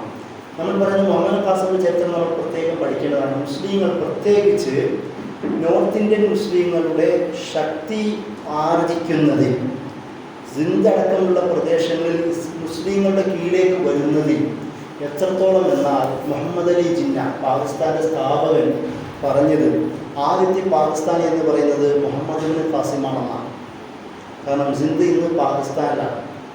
അവിടെ ഇസ്ലാം വരാൻ കാരണം മുഹമ്മദ് ബിൻ ഖാസിമാണ്. അതുകൊണ്ട് പാകിസ്ഥാൻ ദേശീയവാദം മൂർച്ഛിച്ച് നിൽക്കുമ്പോൾ മുഹമ്മദ് അലി ജിന്ന പോലും പറഞ്ഞത് ആദ്യത്തെ പാകിസ്ഥാനി അത് 711-12 കാലങ്ങളിൽ ഇന്ത്യയിലെത്തിയ മുഹമ്മദ് ബിൻ ഖാസിമാണെന്നാണ്. അത്രത്തോളം ആ അദ്ദേഹത്തിൻ്റെ സാന്നിധ്യത്തിൻ്റെ വരവിനെ ഇന്ന് പാകിസ്ഥാൻ ദേശീയവാദത്തോട് പോലും ചേർത്ത് വായിക്കുന്നത് കാണാം. അദ്ദേഹം എന്തുകൊണ്ടാണ് വന്നത്? ഒഫൻസീവ് മെക്കാനിസത്തിൻ്റെ ഭാഗമായിട്ടല്ല. ഇവിടെ ഉണ്ടായിരുന്ന ഒരു ഹാജി വിഭാഗത്തെ പോകുന്ന വഴി, സിനോണിൽ നിന്ന് അറേബ്യയിലേക്ക് പോകുന്ന വഴി സിന്ധിലെ കുറച്ച് കടൽ കൊള്ളക്കാർ പിടിച്ചു വെക്കുകയും അവരെ ആക്രമിക്കുകയും ചെയ്ത പശ്ചാത്തലത്തിൽ ബാഗ്ദാദിലെ ഗവർണറായിരുന്ന ഹജ്ജാജ് ഇബ്ൻ യൂസുഫ്, അദ്ദേഹത്തിൻ്റെ അനന്തരവനാണ് മുഹമ്മദ് ബിൻ ഖാസിം. അദ്ദേഹത്തെ ആദ്യം ഒരു സൈന്യം അയക്കുന്നത് പരാജയപ്പെടുന്നു. പിന്നീട് മരുമകനും അനന്തരവനുമായ മുഹമ്മദ് ബിൻ ഖാസിമിനെ അയക്കുകയും അദ്ദേഹം ഇവിടെ വരികയും ആ സൈന്യത്തെയും അന്ന് ഈ കടൽക്കൊള്ളക്കാർക്ക് ഒരു തരത്തിൽ പിന്തുണ കൊടുത്തിരുന്ന അന്നത്തെ ദാഹിർ എന്ന് പറയുന്ന രാജാവിനെ പരാജയപ്പെടുത്തി സിന്ധ് ഉമയ്യ ഖിലാഫത്തിന് കീഴിൽ ഒരു ഗവർണറേറ്റ് പ്രൊവിൻസ് ആക്കി മാറ്റുകയാണ് ചെയ്യുന്നത്. അവിടുന്ന് തുടങ്ങുന്നു നോർത്ത് ഇന്ത്യൻ ഭാഗത്തിലെ മുസ്ലിങ്ങളുടെ ചരിത്രം, ഭരണചരിത്രം. 711 മുതൽ പിന്നീട് അബ്ബാസി കാലഘട്ടം വരെയും പിന്നീട് 1857 മുഗൾ രാജവംശത്തിൻ്റെ തകർച്ച വരെയും ഈ സിന്ധ് അടക്കമുള്ള 3 പ്രദേശങ്ങളും മുസ്ലിങ്ങളുടെ കയ്യിലാണ് ഉണ്ടായിരുന്നത്. ഇപ്പോഴും സിന്ധ് ഇന്ന് പാകിസ്ഥാനിലാണ്. അതുകൊണ്ടാണ് മുഹമ്മദ് അലി ജിന്ന ആദ്യത്തെ പാകിസ്ഥാനിയായിട്ട് മുഹമ്മദ് ബിൻ ഖാസിമിനെ എണ്ണിയത്. ഞാൻ പറയുന്നത് ഒന്ന് ആലോചിച്ച് നോക്കുക. ഒരു സൈനിക വരവും അതിന് ഡിഫെൻസീവായ ഒരു മെക്കാനിസമാണ്, അത് ഒഫെൻസീവായിട്ടല്ല. അവരുടെ ജനവിഭാഗത്തെ സംരക്ഷിക്കുവാൻ അവരുടെ ആവശ്യപ്രകാരം വന്ന ഒരു സൈന്യത്തിൻ്റെ വരവാണ് ഇന്ന് അവിടെ മുഴുവനും വലിയൊരു മുസ്ലിം സൈനിക ശക്തിയായിട്ടോ അല്ലെങ്കിൽ രാഷ്ട്രീയ ശക്തിയായിട്ടോ മാറുന്നതിലേക്ക് നോർത്ത് ഇന്ത്യൻ ഭാഗത്തെ മുസ്ലിങ്ങൾ വളർന്നത്. അവിടുന്ന് മറ്റൊരു ചരിത്രത്തിലേക്ക് എത്തുന്നു. മുഹമ്മദ് ഖാസിം പിന്നീട് പോകുന്നു, പിന്നീട് ഉമയ്യ ഖിലാഫത്തിൻ്റെ കീഴിലേക്ക് വരുന്നു, അവരുടെ തകർച്ചയ്ക്ക് അബ്ബാസിയുടെ കീഴിലേക്ക് വരുന്നു. ഏകദേശം 10-ാം നൂറ്റാണ്ടിൻ്റെ അവസാനത്തോടെ അബ്ബാസികൾ തകരുന്നു ബാഗ്ദാദിൽ. അതോടുകൂടി വിവിധ ഇൻഡിപെൻഡൻറ്റ് ഡൈനാസ്റ്റികൾ ഉണ്ടാകുന്നു. അതിൻ്റെ ഭാഗമായി ആദ്യം ഗസ്നവികൾ ഇന്ത്യയിൽ വരുന്നു. ഗസ്നവികൾ വരുന്നത് കുറച്ചു കാലം ഭരിക്കാനും ബാക്കി സ്വത്ത് കൊള്ളയടിക്കാനും കൂടെ ആയിരുന്നു. അവരെ പരാജയപ്പെടുത്തുകൊണ്ട് ഗൂരികൾ വരുന്നു. ഗൂരികൾ അവസാനം ഗൂരിയുടെ തന്നെ പ്രധാന മിലിറ്ററി ജനറലായിരുന്ന കുത്തുബുദ്ദീൻ ഐബക്കിനെ ഇവിടുത്തെ നേതാവാക്കിയിട്ട് പോകുന്നു. അദ്ദേഹത്തിലൂടെയാണ് മംലൂക്ക് ഡൈനാസ്റ്റിയുടെ തുടക്കം കുറിക്കുന്നത്. അതായത് അടിമ രാജവംശം അടിമയായി ലോകം കാണുന്ന ഒരു മനുഷ്യനിൽ നിന്ന് ഒരു രാജവംശത്തിൻ്റെ തുടക്കം പോലും കുറിക്കുന്നത് ഒരു മുസ്ലിം സൈനിക സാന്നിധ്യത്തിൻ്റെ ഭാഗമായിട്ടാണ്. ചരിത്രത്തിൽ വലിയൊരു മാറ്റത്തിനത് കാരണമാണ്. കാരണം അടിമ എന്നും അടിമയായി ജീവിക്കണമെന്നും താഴേക്കിടയിലുള്ളവർ അങ്ങനെ തന്നെ അധിമരായി ജീവിക്കണമെന്ന് പറയുന്ന ഇന്ത്യയിലെ ഒരു സാമൂഹിക പശ്ചാത്തലത്തിൽ അതിനുള്ളൊരു തിരുത്തിയെഴുത്തും കൂടായിരുന്നു ഒരു പക്ഷേ അടിമ രാജവംശത്തിൻ്റെ തുടക്കം. അവർ പലരും അക്രമികളായിരുന്നു, പലരും നല്ലവരായിരുന്നു. അവരെ ന്യായീകരിക്കുകയല്ല ഞാൻ പറയുന്നത്. സൈനിക സാന്നിധ്യത്തിലൂടെ എങ്ങനെ മുസ്ലിങ്ങൾക്ക് മെച്ചങ്ങളുണ്ടായി എന്ന് പറയുക മാത്രമാണ് ഞാൻ ചെയ്യുന്നത്. അതിനുശേഷം പിന്നീട് തുഗ്ലക്കുകൾ വരുന്നു, ഖിൽജികൾ വരുന്നു, സയ്യിദന്മാർ വരുന്നു, ലോധികൾ വരുന്നു. പിന്നീട് അവരെ പരാജയപ്പെടുത്തിക്കൊണ്ട് ബാബറിൻ്റെ മുഗൾ ഡൈനാസ്റ്റി രൂപപ്പെടുന്നു. അതിനിടയിൽ ഇടക്കാലത്ത് സൂരി ഡൈനാസ്റ്റിയും രൂപപ്പെടുന്നു. അത് ഞാൻ പറയുന്നത് നോർത്ത് ഇന്ത്യൻ ആഗ്ര ഭാഗങ്ങളിൽ ആണെങ്കിൽ ബംഗാളിൽ വേറെ മുസ്ലിം ഡൈനാസ്റ്റികൾ രൂപപ്പെടുന്നുണ്ട്. അതുപോലെ തന്നെ സൗത്ത് ഇന്ത്യയിൽ അറക്കൽ ഡൈനാസ്റ്റി ഒരു 17 നൂറ്റാണ്ടിന് ശേഷം രൂപപ്പെടുന്നത് നമുക്ക് കാണാം. പിന്നീട് നവാബുമാരുടെയും സുൽത്താൻമാരുടെയും ഷാഹി ഡൈനാസ്റ്റിയുടെയും ചരിത്രം നമുക്ക് സൗത്ത് ഇന്ത്യയിലെ വിവിധ ഭാഗങ്ങളിലും കാണാം. കാശ്മീരിലും മറ്റു ഭാഗങ്ങളിലും സ്വതന്ത്രമായ മുസ്ലിം ഡൈനാസ്റ്റി രൂപപ്പെടുന്നു. എന്ന് വെച്ചാൽ ഇന്ത്യൻ സബ് കോണ്ടിനെൻ്റിൽ നിന്ന് നമ്മൾ പൊതുവെ പറയുന്ന 90% പ്രദേശങ്ങളിലും മുസ്ലിം ഭരണം സൈനികമായി തന്നെ അവിടെ നിലനിൽക്കുകയും അത് വളരെ കാലഘട്ടം പല ഡൈനാസ്റ്റിയിലൂടെയാണെങ്കിലും വളരെ കാലഘട്ടം നിലനിൽക്കുന്നതും നമുക്ക് കാണാം. അപ്പോൾ സംഘാടനത്തിന് പല രീതികളാണുള്ളത്. സോഷ്യൽ മൊബിലിറ്റി ഒരു കമ്മ്യൂണിറ്റിയുടെ സോഷ്യൽ മൊബിലിറ്റിക്ക് വിവിധ രീതികളാണുള്ളത്. ഒരു സൈന്യം മാത്രമല്ല, മദ്ഹബുകൾ സംഘാടനത്തിൻ്റെ ഒരു രീതിയാണ്. നമുക്കറിയാം ഇന്ത്യയിലേക്ക് ആദ്യം എത്തുന്നത് ഷാഫി മദ്ഹബാണ്. നോർത്ത് ഇന്ത്യൻ ഹനഫി മദ്ഹബുകളാണെങ്കിൽ കേരളത്തിലേക്ക് എത്തുന്നത് ഷാഫി മദ്ഹബാണ്. ആ ഷാഫി മദ്ഹബിൻ്റെ മദ്ഹബിൻ്റെ രീതി വെച്ച് നോക്കുകയാണെങ്കിൽ ഷാഫി മദ്ഹബാണ്. അഖീദയുടെ സംഘാടനം വെച്ച് നോക്കുകയാണെങ്കിൽ അഷ്അരികളുടെ വരവാണ്. അഷ്അരികൾ ഒരു അഖീദയുടെ സംഘാടനം ഇവിടെ നടത്തുന്നത് നമുക്ക് കാണാം. മദ്ഹബിൻ്റെ ഫിഖ്ഹി മദ്ഹബിൻ്റെ കാര്യം പറയുകയാണെങ്കിൽ ഷാഫികളുടെ ഒരു സംഘാടനം ഇവിടെ നടത്തുന്നത് കാണാം. ഞാൻ നേരത്തെ പറഞ്ഞ മഖ്ദൂമികളും പിന്നീട് വന്ന ഒട്ടുമിക്ക കേരളീയ പണ്ഡിതന്മാരും ഏറെക്കുറെ ഷാഫികളാണ്. അതേസമയം തന്നെ നോർത്ത് ഇന്ത്യൻ ഭാഗങ്ങളിൽ ഒരു മുസ്ലിം സാമുദായിക സംഘടനയുടെ പ്രധാന ഭാഗം ഹനഫികളാണ്. കാരണം പേർഷ്യൻ, തുർക്കി, ഇറാൻ ഇറാഖ് ഭാഗത്തു നിന്ന് വന്ന ഒട്ടുമിക്ക സൈനിക പര്യടനങ്ങളും അവരധികം ഹനഫികളാണ്. അതിൽ പലരും മാതുരിദികളായിരുന്നു, ചിലർ അഷ്അരികളായിരുന്നു. ഞാൻ പറഞ്ഞത് സംഘാടനത്തിന് ഏതെങ്കിലും ഒരു രീതികളല്ല, അത് മദ്ഹബിൻ്റെ രൂപത്തിൽ സംഘാടനങ്ങൾ ഉണ്ടായിട്ടുണ്ട്. അതിൻ്റെ ഏറ്റവും പ്രധാനപ്പെട്ട എഫക്റ്റായിരുന്നു ഷാഫി മദ്ഹബിൻ്റെ കേരളത്തിലെയും സൗത്ത് ഇന്ത്യയിലെയും വളർച്ച. അതുമായി ബന്ധപ്പെട്ട് നിരവധി സ്ഥാപനങ്ങളുണ്ടായി. പള്ളികളുണ്ടാവുന്നു, ഓത്തുപള്ളികൾ ഉണ്ടാവുന്നു, മദ്രസകൾ ഉണ്ടാവുന്നു. അതിനുശേഷം ഇസ്ലാമിക് കോളേജ്, അറബിക് കോളേജുകളുടെ സംഘാടനങ്ങളുണ്ടാകും. അവരൊക്കെ പ്രത്യേകിച്ച് അഷ്അരി മദ്ഹബിൻ്റെ ഒരു നേതൃത്വം അംഗീകരിക്കുന്ന ഒരവസ്ഥയിലേക്ക് മാറുന്നു. പക്ഷെ അതേസമയം നോർത്ത് ഇന്ത്യൻ ഭാഗങ്ങളിലോ ഹനഫി മദ്ഹബ് ഫിഖ്ഹിയുടെ കാര്യത്തിൽ ഒരു സംഘാടനത്തിന് നേതൃത്വം കൊടുക്കുന്നു. ഔറംഗസേബിൻ്റെ കാലത്ത് നമുക്ക് വളരെ വ്യക്തമായി കാണാം. ഔറംഗസേബ് അദ്ദേഹത്തിൻ്റെ നേതൃത്വത്തിലാണ് ഫത്താവ ആലംഗീരി എന്ന് പറയുന്ന കിതാബിൻ്റെ കളക്ഷൻ ഉണ്ടാവുന്നത്. 500-ൽ പരം പണ്ഡിതന്മാരെ, വിവിധ മദ്ഹബുകളുടെ പണ്ഡിതന്മാരെ ആണെങ്കിലും ബഹുഭൂരിപക്ഷം അത് ഹനഫി മദ്ഹബിലായിരുന്നു. അവരുടെ നേതൃത്വത്തിൽ പല വിഷയങ്ങളിലുള്ള ഫത്വകളുടെ കളക്ഷൻ അദ്ദേഹം നടത്തുകയും അത് ആലംഗീർ, അതായത് ഔറംഗസേബിൻ്റെ പേരിലേക്ക് ഡെഡിക്കേറ്റ് ചെയ്തുകൊണ്ട് പുസ്തകം സമ്മാനിക്കുകയും ചെയ്യുന്നുണ്ട്. അതാണ് ഫത്തവ ആലംഗീരി എന്ന് പറയുന്നത്. ഈ ഫത്തവ ആലംഗീരിയുടെ കളക്ഷനിൽ പ്രധാനമായി നേതൃത്വം വെച്ച ഒരാളാണ് ഷെയ്ഖ് അബ്ദുർ റഹീം, ഷാ വലീദ് ദഹ്ലവിയുടെ പിതാവ്. അതായത് അവിടെ നമ്മൾ മനസ്സിലാക്കേണ്ടത് ഷാ വലീദ് ദഹ്ലവിയുടെ പിതാവ് എന്ന് പറയുമ്പോൾ നക്ഷബന്ദി ത്വരീഖത്തിൻ്റെ ആളാണ്. അപ്പോൾ അടുത്തതായി മുസ്ലിം സംഘാടനത്തിന് പ്രധാന റോള് വഹിക്കുന്ന സൂഫി ത്വരീഖത്തുകളാണ്.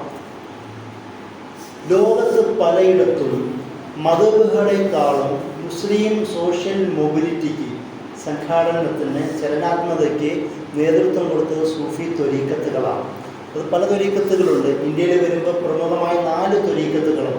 ഖാദിരി ത്വരീഖത്ത് സമുദ്രം കടന്ന് കേരളത്തിലേക്ക് എത്തുന്നു. അതുപോലെ നക്ഷബന്ദി, സുഹ്റവർദി, ചിഷ്തി ത്വരീഖത്തുകൾ മല കടന്ന് നോർത്ത് ഇന്ത്യൻ ഭാഗത്തിലേക്ക് എത്തുന്നു. ഇവർ നല്ല ദാവത്ത് നടത്തുന്നു. അതിൻ്റെ ഭാഗമായി ത്വരീഖത്തും വളരുന്നു, ഇസ്ലാമും വളരുന്നു. അതിൻ്റെ കൂടെ തന്നെ ഹനഫി മദ്ഹബും വളരുന്നു. ഖാദിരി ത്വരീഖത്ത് 10% ഷാഫി മദ്ഹബിൻ്റെ പിന്തുടർച്ചയായതുകൊണ്ട് ഇവിടെ ഷാഫി മദ്ഹബും വളരുന്നു, ഖാദിരി ത്വരീഖത്തും വളരുന്നു. നമുക്ക് പലരുടെയും സഹാബിമാരുടെയും പേരറിയില്ലെങ്കിലും അബ്ദുൽ ഖാദർ ജീലാനിയുടെ പേര് നമുക്കറിയാം. മുഹ്യിദ്ദീൻ ഷെയ്ഖ് എന്ന് പറഞ്ഞാൽ കേരളത്തിലെ, പ്രത്യേകിച്ച് കേരളത്തിലെ എല്ലാ വീടിലെയും സ്വന്തം മക്കളുടെ പേര് മറന്നാലും മുഹ്യിദ്ദീൻ ഷെയ്ഖിൻ്റെ പേര് മറക്കില്ല. അത്രത്തോളം നമ്മുടെ പ്രധാന ഭാഗമായി തീർന്നു. ജീലാനിലെ, ഇറാഖിൻ്റെ, ഇറാൻ പേർഷ്യൻ ഭാഗത്തെ ഉള്ളിലുള്ള ഒരു മനുഷ്യൻ്റെ പേര് നമ്മുടെ കുടുംബത്തിൻ്റെയും നമ്മുടെ വിശ്വാസാചാരങ്ങളിലെയും പ്രധാന ഘടകമായി മാറണമെങ്കിൽ എത്രത്തോളം ആ ഒരു മൊബിലിറ്റിക്ക് സ്വാധീനം കിട്ടിയിട്ടുണ്ടാവണം.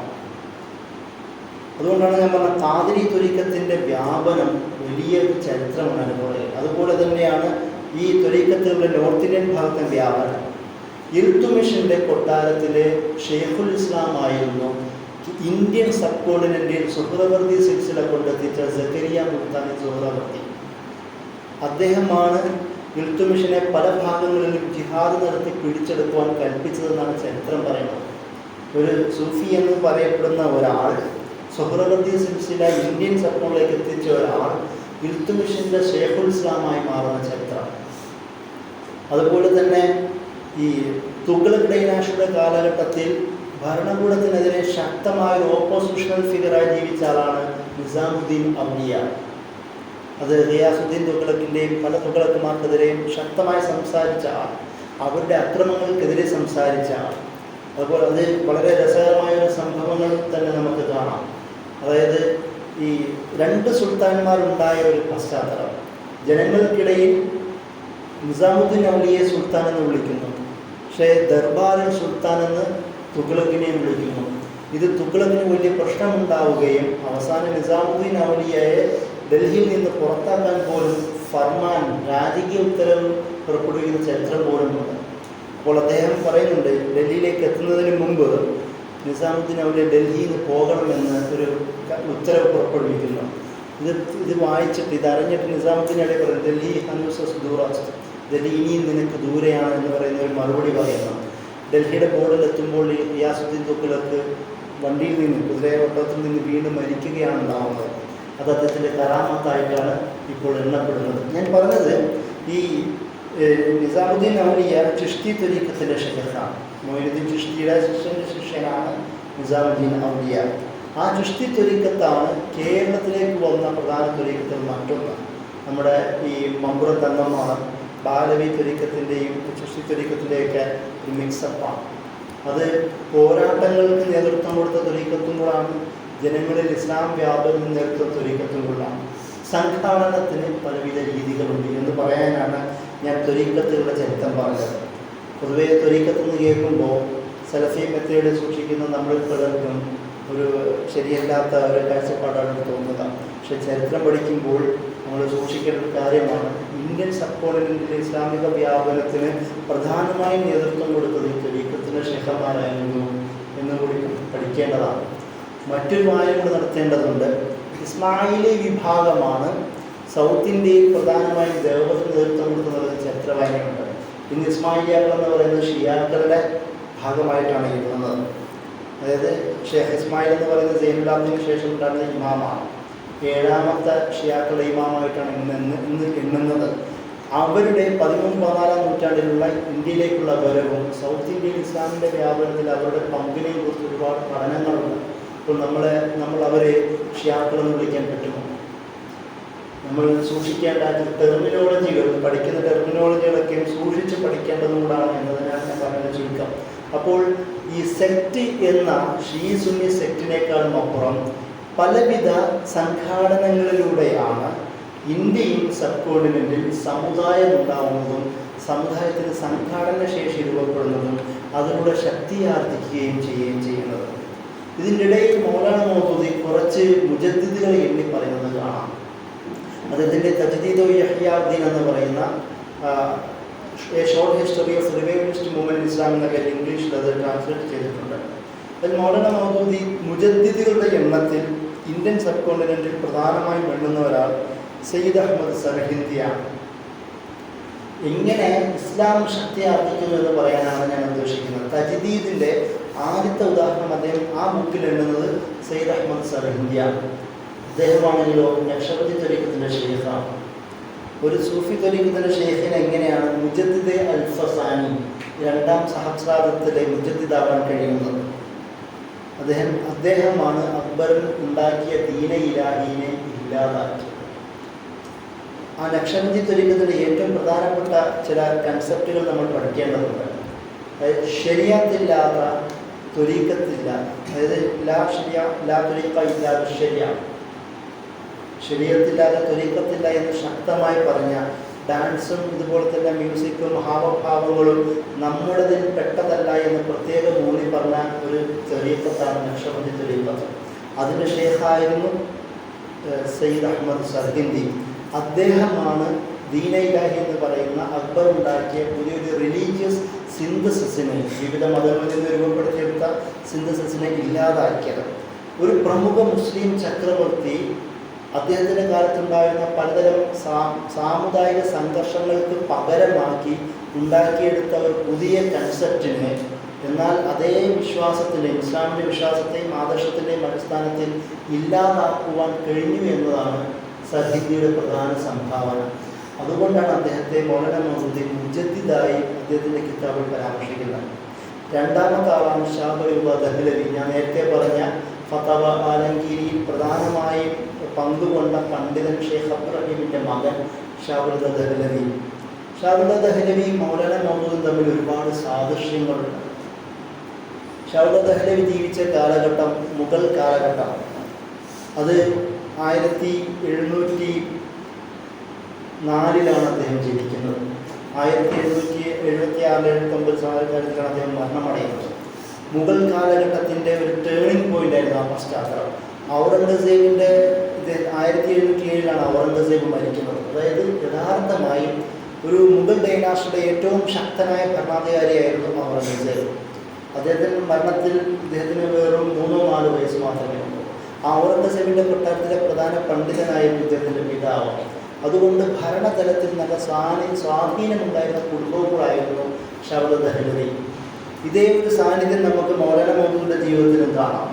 മൗലാന മൗദൂദിയുടെ കുടുംബം തുർക്കിഷ് പേർഷ്യൻ പാരമ്പര്യമുള്ള കുടുംബമാണ്. ഒരു മുസ്ലിം രാജവംശങ്ങളുടെ പല ഘട്ടങ്ങളിലും ഉദ്യോഗസ്ഥ, അഡ്മിനിസ്ട്രേറ്റീവ്, സൈനിക മേഖലകളിൽ പ്രത്യേക റോള് വഹിച്ച കുടുംബം കൂടാണ്. എന്ന് മാത്രമല്ല ഹൈദരാബാദിലെ നിസാം കുടുംബവുമായി നല്ല വ്യക്തിബന്ധവും സൂക്ഷിച്ച ആളായിരുന്നു മൗലാന മൗദൂദി. അവരുടെ പാട്രോണേജിലുള്ള ഉസ്മാനിയ യൂണിവേഴ്സിറ്റിയുടെ കീഴിലുണ്ടായിരുന്ന ഒരു അക്കാഡമിക് ഇൻസ്റ്റിറ്റ്യൂഷനിൽ അവിടെ ട്രാൻസ്ലേഷൻ വർക്ക് ചെയ്തുകൊണ്ടിരുന്ന ആളായിരുന്നു മൗലാന മൗദൂദി. ഞാൻ പറയുന്നത് ഭരണതലത്തിലുള്ള വിവിധ ഡൈനാസ്റ്റിയുടെ 2 ഘട്ടത്തിലാണെങ്കിലും ഭരണതലത്തിലുള്ള സാന്നിധ്യം നമുക്ക് ഷാവുൽ ദഹ്ലവിയിലും മൗദൂദിയിലും നമുക്ക് കാണാം. അതുപോലെ തന്നെ ഖുർആൻ ട്രാൻസ്ലേറ്റ് ചെയ്യാൻ പാടില്ല എന്ന് വിശ്വസിച്ച കാലത്ത് പേർഷ്യയിലേക്ക് ട്രാൻസ്ലേറ്റ് ചെയ്ത ആളാണ് ഷാവുൽ ദഹ്ലവി. ഹദീസ് എന്ന് പറയുന്നത് വാറോലകളായും പ്രത്യേകിച്ച് ഉലൂമുൽ ഹദീസിനെ കുറിച്ച് പ്രത്യേക ഒരു പരിഗണനയില്ലാതെ എന്തും സ്വീകരിക്കാം എന്ന് പറയുന്നൊരു കാലഘട്ടത്തിൽ ഹദീസിനെ കുറിച്ച് ശക്തമായ അടിത്തറ എഴുതിയുണ്ടാക്കിയ അൽ ഇൻസാഫ് എന്ന് പറയുന്ന രചന എഴുതിയ ആളാണ് ഷാവുൽ ദഹ്ലവി. അതുപോലെ തന്നെ പൊളിറ്റിക്കൽ അതോറിറ്റി, മുസ്ലിം പൊളിറ്റിക്കൽ അതോറിറ്റി, നിലവിലുള്ള മുസ്ലിം പൊളിറ്റിക്കൽ അതോറിറ്റി ശക്തമായി നിലനിൽക്കണമെന്ന് ആഗ്രഹിച്ച ആളായിരുന്നു. നിങ്ങൾക്കറിയാമോ, ഞാൻ പറഞ്ഞ ഔറംഗസേബിൻ്റെ മരണത്തിന് ശേഷം ദുർബലരായ മക്കളായിരുന്നു പിന്നീട് മുഗൾ ഡൈനാസ്റ്റി ഭരിച്ചത്. അവർ പലരും നല്ല സ്വഭാവം പോലും ഉണ്ടായിരുന്നവരായിരുന്നില്ല. ആ സമയത്താണ് ജാട്ട്, മറാഠ ഗോത്രങ്ങൾ ഈ ആഗ്ര, ഡൽഹി കേന്ദ്രീകരിച്ച് അറ്റാക്ക് തുടങ്ങിയ സാഹചര്യം.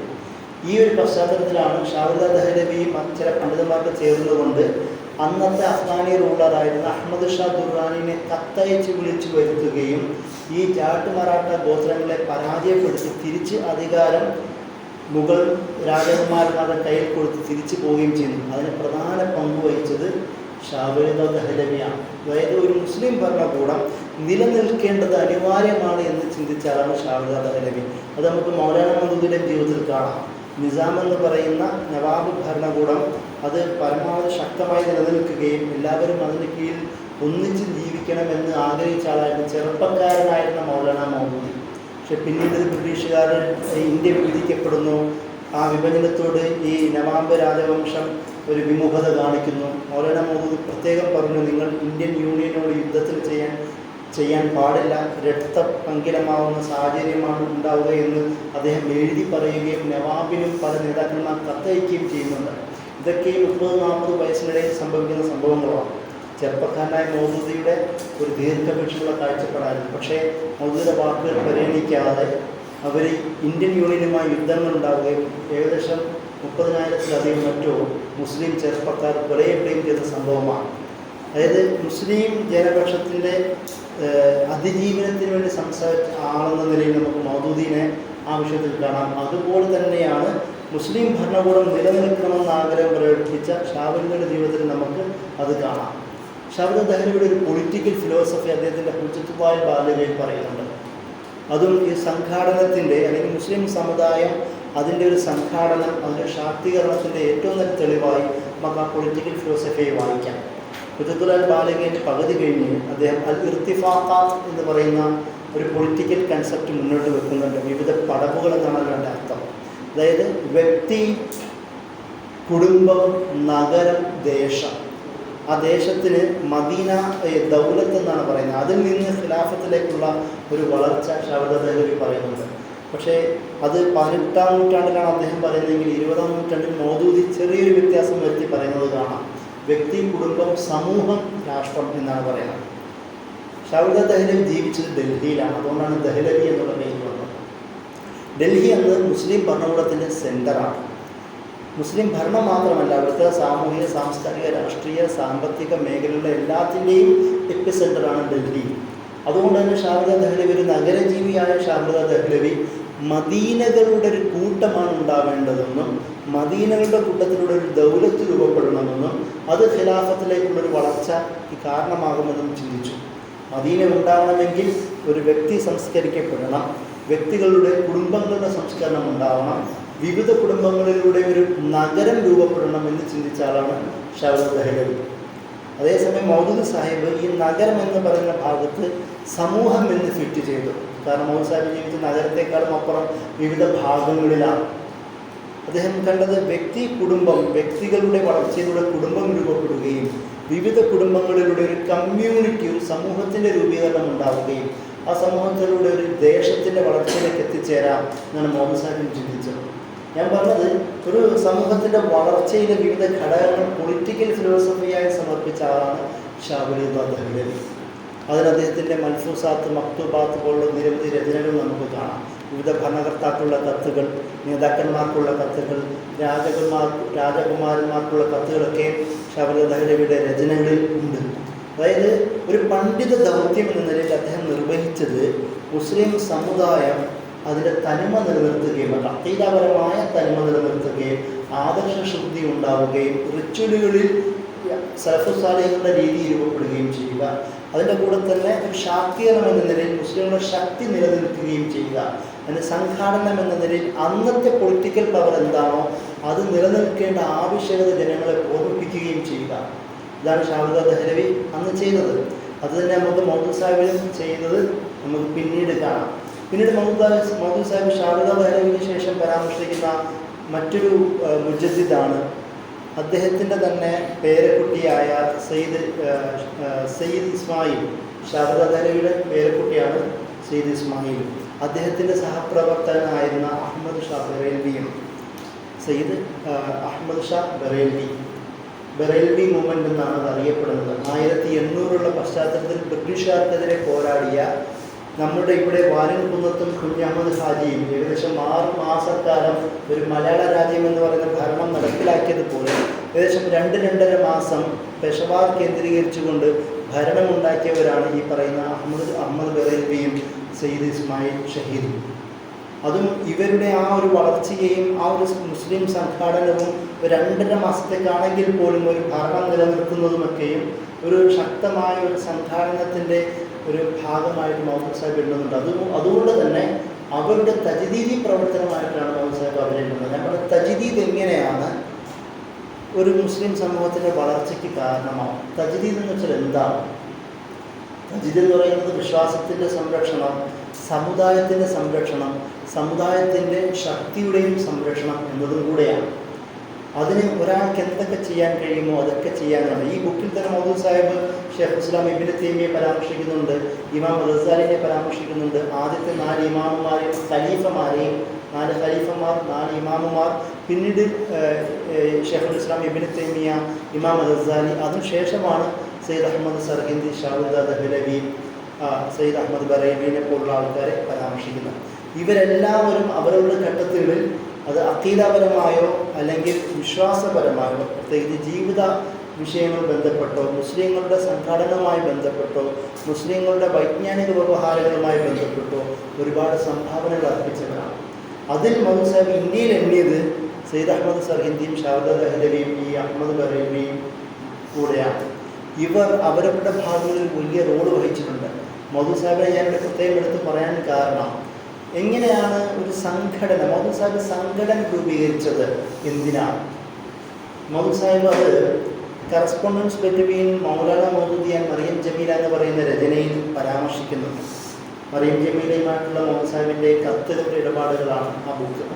അതിൽ പറയുന്നുണ്ട്, ഞാൻ ജമാഅത്ത് ഇസ്ലാമി രൂപീകരിക്കാനുള്ള മെയിൻ കാരണം ഒന്ന് ഇസ്ലാമിൻ്റെ സംരക്ഷണമാണ്, മുസ്ലിങ്ങളുടെ സാമുദായിക പരിരക്ഷണമാണ്.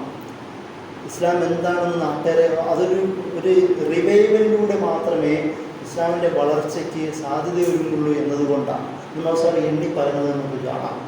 അതായത് തജ്ദീദ് എന്ന് പറയുന്നത് സമുദായത്തിൻ്റെ ശാക്തീകരണത്തിൻ്റെ പ്രധാന ഘടകമാണ്. അതുകൊണ്ടാണ് മൗലവി സാഹിബ് സർഹിന്ദിനെയും ഷാഹുദ ദഹ്ലവിനെയും എല്ലാം പ്രത്യേകം പരാമർശിച്ചത്. ഇന്ത്യ എന്ന് പറയുന്ന 1947 രൂപപ്പെട്ട ഇന്ത്യ, അതിൽ നിരവധി സംഘടനകളുണ്ട്. നമുക്കറിയാം പല സംഘടനകൾക്കും അത് പ്രത്യേകിച്ച് ഓറിയൻറ്റേഷൻ ഉണ്ടായിരുന്നില്ല, അതായത് സ്ട്രക്ചർ ഉണ്ടായിരുന്നില്ല. ഒന്ന് ഖിലാഫത്ത് മൂവ്മെൻറ്റാണ്. ഖിലാഫത്ത് മൂവ്മെൻ്റ് ഒരു മാസ് മൂവ്മെൻ്റായിരുന്നു. ഖിലാഫത്ത് മൂവ്മെൻറ്റ് രൂപപ്പെടുന്നത് പോലും ഇന്ത്യയുമായി ബന്ധപ്പെട്ട വിഷയങ്ങളിലല്ല, ഫലസ്തീൻ പ്രധാന വിഷയമായതുകൊണ്ടാണ്. അതായത് ഖിലാഫത്ത് അവിടെ പരാജയപ്പെടുകയാണെങ്കിൽ അതിലൂടെ സംഭവിക്കുന്നത് എന്താണ്? പുണ്യഭൂമികൾ ഫലസ്തീനികൾ മുസ്ലിങ്ങൾക്ക് നഷ്ടപ്പെടുമെന്നതാണ്. ആ ഒരു വികാരത്തിൻ്റെ പേരിലാണ് ഖിലാഫത്ത് മൂവ്മെൻറ്റ് ഇന്ത്യയിൽ ഉണ്ടാവുന്നത്. ആ വികാരത്തിൻ്റെ പേരിലാണ് ഖിലാഫത്ത് മൂവ്മെൻറ്റ് മലബാറിൽ 6 മാസക്കാലം മലയാള രാജ്യം രൂപപ്പെടുത്തുന്നത്. ആലോചിച്ച് നോക്കുക. മൗദൂദി സാഹിബ് 1920-കളിൽ അദ്ദേഹത്തിൻ്റെ ഈ പത്രത്തിൽ എഴുതുന്നുണ്ട്, എങ്ങാനും തുർക്കിക്കാർ ഖിലാഫത്തിന് കൈവിടുകയാണെങ്കിൽ ഖിലാഫത്ത് മൂവ്മെൻറ്റ് ഒന്നുമല്ലാതായി പോകും. അതാണ് പിന്നീട് സംഭവിക്കുന്നത്. 1924 അവിടെ ഖിലാഫത്ത് മാറ്റി സെക്കുലർ റിപ്പബ്ലിക്ക് പ്രഖ്യാപിക്കുന്നതോടുകൂടി ഇന്ത്യയിലെ ഖിലാഫത്ത് മൂവ്മെൻറ്റ് യാതൊരില്ലാതായി മാറുകയും തകർന്ന് അടിയുന്നതെന്ന് നമുക്ക് കാണാം. മൗലവി സാഹിബിൻ്റെ ഒരു പ്രവചനം പോലെ അത് അവിടെ സംഭവിക്കുന്നുണ്ട്. അതായത് സംഘാടനത്തിന് ലക്ഷ്യങ്ങൾ വേണം, സംഘാടനത്തിന് ഒരു സ്ട്രക്ചർ വേണം. ഖിലാഫത്ത് മൂവ്മെൻറ്റിൻ്റെ പ്രധാന പ്രശ്നം അതായിരുന്നു. അതുപോലെ തന്നെ മറ്റ് പല മൂവ്മെൻറ്റുകളുണ്ട്. അതിലൊന്നാണ് 1857 ആദ്യത്തെ ഇന്ത്യൻ ഫ്രീഡം സ്ട്രഗിൾ എന്ന് നമ്മൾ വിളിക്കുന്ന മ്യൂട്ടിനിയുമായി ബന്ധപ്പെട്ട സംഭവം. അതും ഒരു തകർന്നു പോയിരിക്കുന്ന ദുർബലനായ ഒരു ചക്രവർത്തിയുടെ, ആ ചക്രവർത്തി എന്ന് പറയുന്നത് പ്രത്യേകിച്ച് ചാന്ദിനി ചൗക്കിലെ മാത്രം പ്രദേശങ്ങളിൽ അധികാരമുള്ളൊരു ബഹദൂർ ഷാ സഫർ, വേറെ പ്രദേശങ്ങളിലും അധികാരമില്ലാത്ത ഒരാളെയാണ് നമ്മളിപ്പോഴും മുഗൾ ചക്രവർത്തിയായ ബഹദൂർ ഷാ സഫർ എന്ന് വിളിക്കുന്നത്.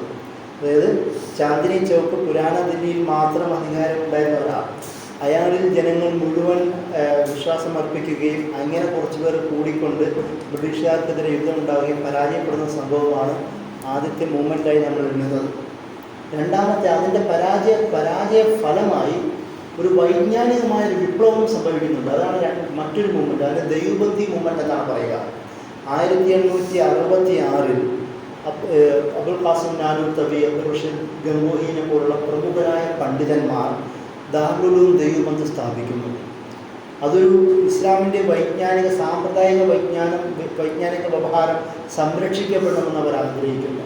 അതിൻ്റെ കൂടെ ഈ ഇന്ത്യൻ ദേശീയതയ്ക്ക് സഹായിക്കാൻ പറ്റുന്ന ജനങ്ങളെ വാർത്തെടുക്കുക എന്ന് പറയുന്ന ആശയം അവർ വെക്കുന്നു. ഈ രണ്ട് ആശയങ്ങളാണ് ദാറുൽ ദൈവബന്ധിൻ്റെ പ്രധാന ആശയങ്ങൾ. അതായത് സംഘാടനത്തിന് ഒരു ലക്ഷ്യം ഇസ്ലാമിൻ്റെ സാമ്പ്രദായിക വൈജ്ഞാനിക വ്യവഹാരങ്ങൾ സംരക്ഷിക്കപ്പെടുക എന്നതായിരുന്നു. രണ്ടാമത്തെ ലക്ഷ്യം ബ്രിട്ടീഷ് സാമ്രാജ്യത്തിനെതിരെ പോരാടുക എന്നുള്ളതായിരുന്നു. അതാണ് ദാറുൽ ദൈവബന്ധിൻ്റെ പ്രധാന ചരിത്ര ലക്ഷ്യം തന്നെ. അതിനുശേഷം മറ്റൊന്നാണ് അലിഗഡ് മൂവ്മെൻറ്റ് ഉണ്ടാകുന്നത്. ഏതൊന്നിനു വേണ്ടിയിട്ടാണ് ഇന്ത്യൻ മുസ്ലിങ്ങൾ ശക്തമായും സംസാരിച്ചത്, അതിന് നേരെ എതിരായിരുന്നു അലിഗഡ് മൂവ്മെൻറ്റ് പോലും. ബ്രിട്ടീഷുകാരുടെ സഹായത്തോടു കൂടി ബ്രിട്ടീഷ് രൂപഭാവങ്ങളുള്ള മുസ്ലിങ്ങളെ സൃഷ്ടിക്കുക എന്നതായിരുന്നു അലിഗഡ് മൂവ്മെൻറ്റിൻ്റെ ലക്ഷ്യം. ആ അലിഗഡ് മൂവ്മെൻറ്റിനോട് അഭിപ്രായ വ്യത്യാസം പ്രകടിപ്പിച്ചുകൊണ്ടാണ് ജാമിയ മില്ലിയ മൂവ്മെൻറ്റ് ഉണ്ടാകുന്നത്. പ്രോ ബ്രിട്ടീഷായിരുന്ന അലിഗഡിൽ നിന്ന് അഭിപ്രായ വ്യത്യാസം ഉണ്ടാവുകയും ദേശീയവാദികളായ മുസ്ലിം നേതാക്കന്മാർ സാക്കിർ ഹുസൈൻ ആവട്ടെ, ഹക്കീം അജ്മൽ ഖാനെ പോലുള്ള അലി സഹോദരന്മാരും ഗാന്ധി അടക്കമുള്ളവരും ചേർന്നുകൊണ്ടാണ് ജാമിയ മില്ലിയ മൂവ്മെൻറ്റ് ഒരു മൂവ്മെൻറ്റ് എന്ന നിലയിൽ തന്നെ അത് ഉണ്ടാകുന്നത്.